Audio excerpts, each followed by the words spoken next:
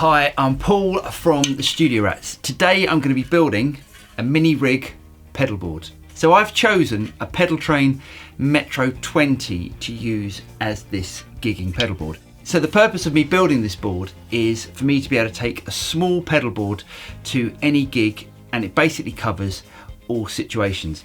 Now, because it's a Metro 20 Pedaltrain pedal board, there's a few things that you have to think about and a few different choices that you can make with pedals. So let's get to it. So when you buy a Pedaltrain or another pedal board, most of them come with Velcro strips. So the first thing you need to do is to cut the Velcro and put it over the mounts there. So the other side of the Velcro, you have to cut to the size of the pedal. So simply just cut it to the size of the pedal, peel it off and stick it on to the back of your pedal. Now, when that attaches, that'll be held fast onto the pedal board. So the first pedal that I'm going to put on this pedal board is a tuner.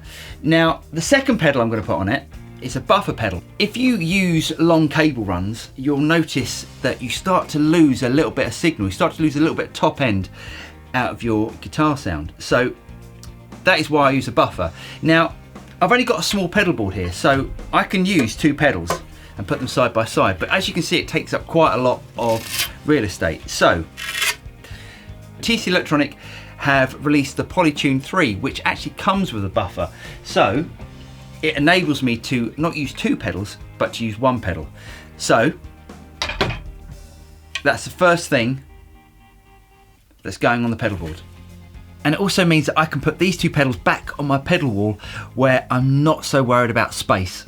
Before we put the next pedal on, what we need to do is to connect the lead to join up the two pedals.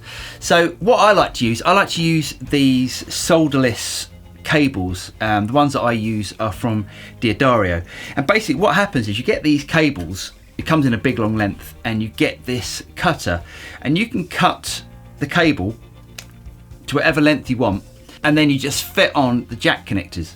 So once they're done, they look like this.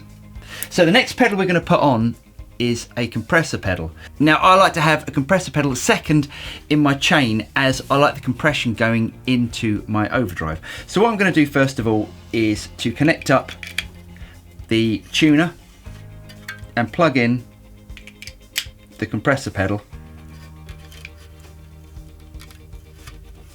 and fit them side by side. Right, so now I've got the compressor pedal in the chain. I'm going to put in my overdrive pedal, which is a Earthquaker Plumes. So the great thing about these Earthquaker pedals are they have top mounted jacks. So when you attach the pedal, you can get it really close to the last pedal in the chain, which is a massive space saving bonus. So now I've got my main three pedals on there. I'm going to attach my Synergy switching system. So this is the pedal that switches all the channels on my Synergy amp. So I can just attach that right next to my Plumes pedal. So if you have an amp and you need a switching system for your amp, it's a 2-channel amp, you can stick that right on the pedal board as well. So the next pedal I'm going to attach is an Engel cab loader. Now the reason I'm using this is sometimes I do gigs and it's got to be a silent stage. So if it's a silent stage, I can just take a lead straight out the back of my amp and plug it into the cab loader, and I don't have to have a speaker on stage.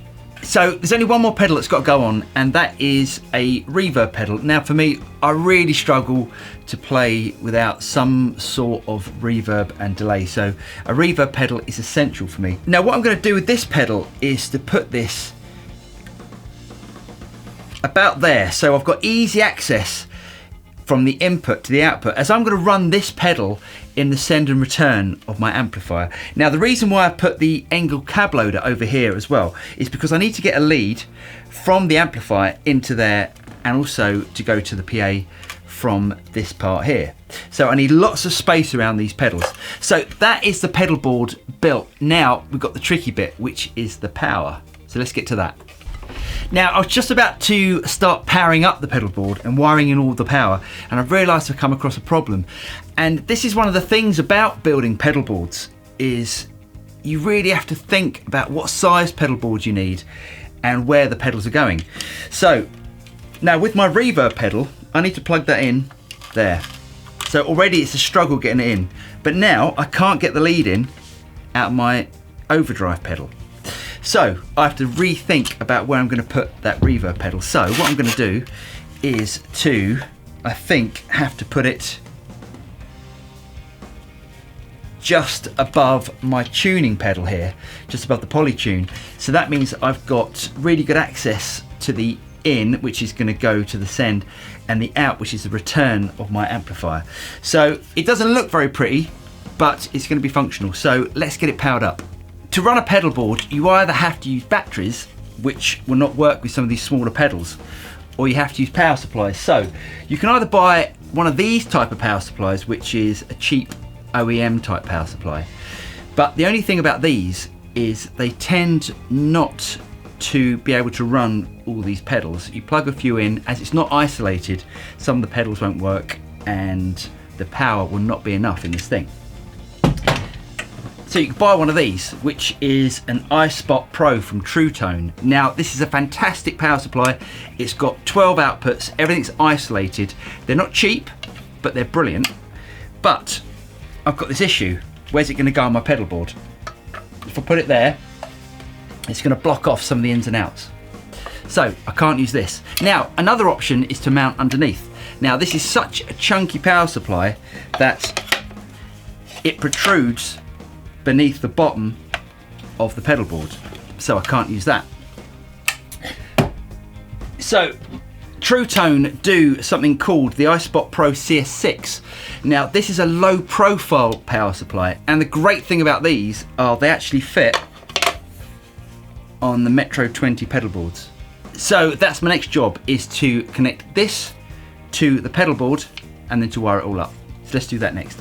So I've mounted the Truetone Spot Cs6 underneath the pedal board. Now there's a slight problem with this, as with most of these boards you're actually supposed to screw it in, and you've got to drill through the actual chassis of this to fit these. But what I've decided to do with this power supply is to Velcro it on, as the Velcro that I'm using is really substantial and it really holds things. So one of the great things about buying the Truetone power supplies is they come with a variety of different connectors. So basically you've got the yellow connectors, which are this long, then you have the purple connectors, which are longer. So this means that you can keep your pedal board really tidy, as you haven't got to have excess cables hanging everywhere. So the ones close to the power supply can use the shorter connectors, and the ones further away from the power supply can use the longer connectors. So let's get it all wired up. So I'm in a complete mess, but at last it's just been finished, and as you can see everything's been tied in and it looks neat, and nothing's going to get pulled out during the gig. So now the last thing to do is just to check and make sure that everything works.